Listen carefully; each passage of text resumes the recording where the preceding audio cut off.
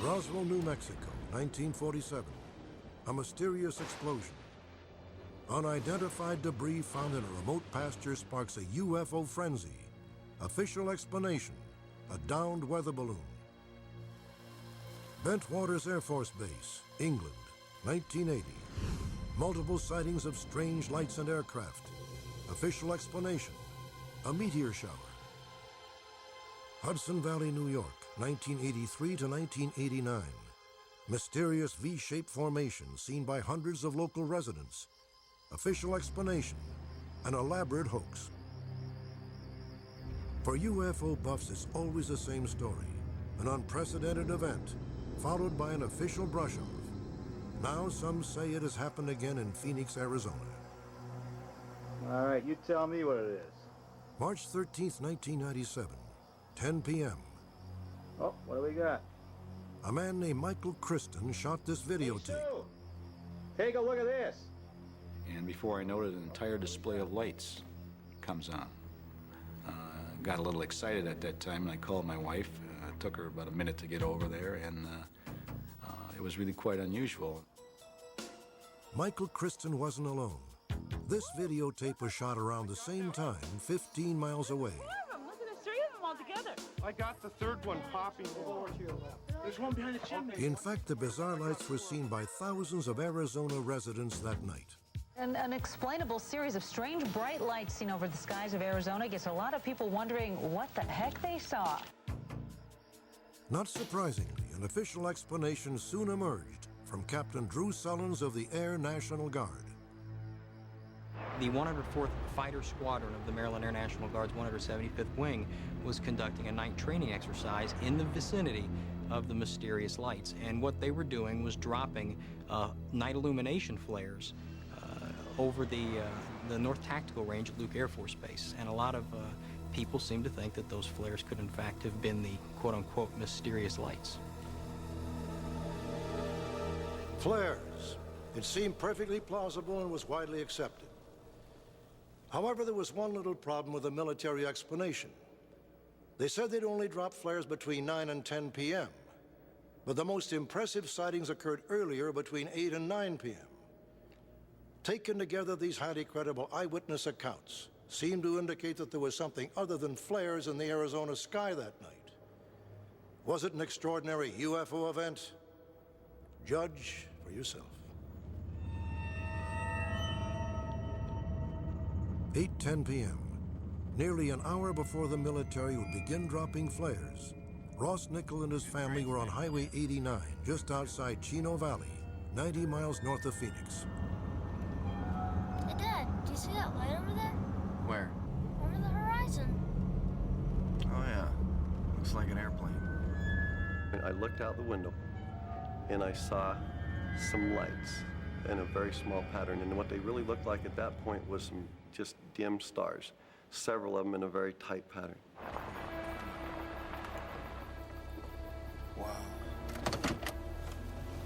Let me out, I got Hold it. Let me look at this first.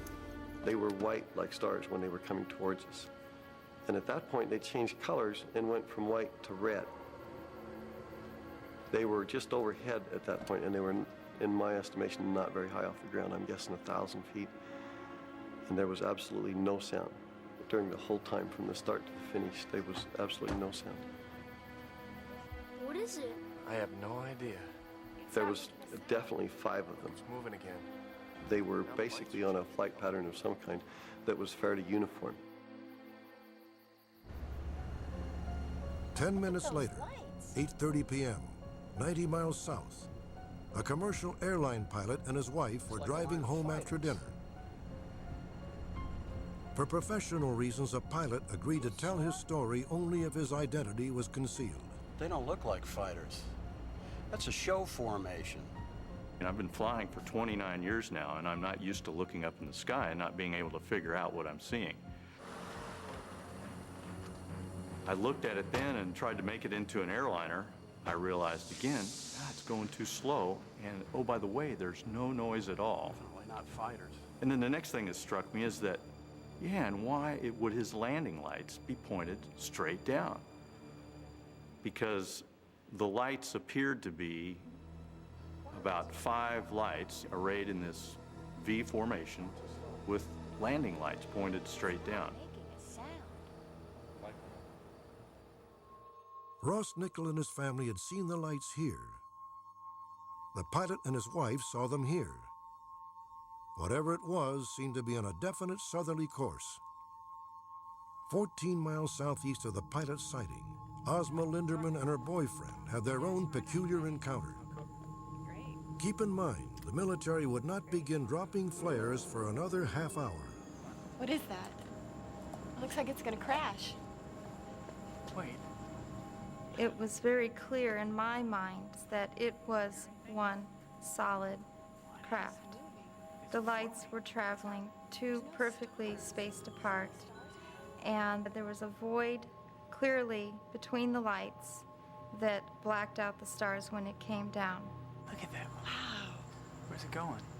I don't know. The whole thing just slowed, I don't know, maybe to a stop, or it hovered for a second, and then what looked like one solid red oval object, it just turned red and shot straight up and disappeared, gone, completely gone. I tried everything I could to explain them away, and I said, well, it looks to me like a flock of geese flying down from Iowa with flashlights in their mouth.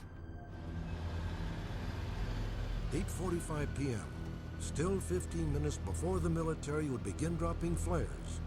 Trucker Gary Moore saw the lights approximately 10 minutes after, and 80 miles south of Ozma Linderman. Hey, Jimmy, you see those lights over to the east? And they didn't look like floodlights. They didn't really look like spotlights. There was something different about them that I had never seen before. Between 8 and 9 p.m., the Phoenix lights had traveled over 300 miles and been seen by hundreds of witnesses. Gary Morris's encounter came near the end of the first wave of sightings. To me, like a flock of geese. An hour passed. Then at 10 p.m., Michael Christen shot the videotape that would set off local hysteria and provide the basis for the official explanation. Approval. What have we got here? If you lived in Phoenix, these flares, some of them were dropped at 14 and 15,000 feet. They burn very bright. They burn for 5 to 6 minutes. They are suspended by a parachute, and it's a large flare. You would be able to see those flares, I would imagine, for 150, maybe even 200 miles.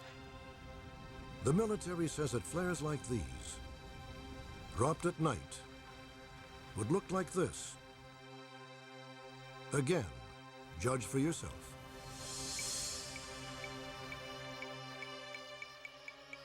I'm certain that the lights that I saw were not aerial flares, as used by the military. I've seen them from the ground, I've seen them from the air, and these weren't flares.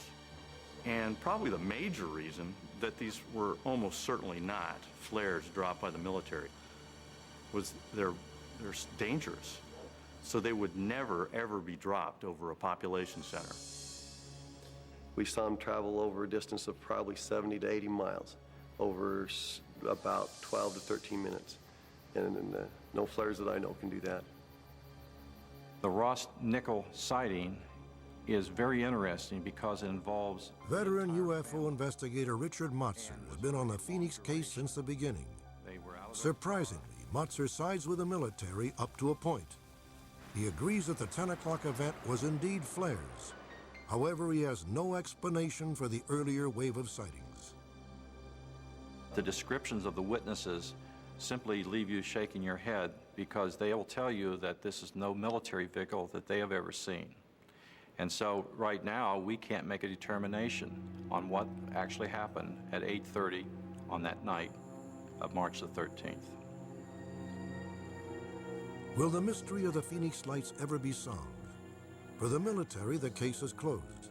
But for hundreds of eyewitnesses, the question remains. Did the Phoenix lights come from somewhere beyond the stars? We've got to learn to accept certain things in life. We've been sending radio signals out in space for over 50 years now, trying to locate intelligent life. So why would it be hard for us to think that at some point in time, somebody finally answered the call?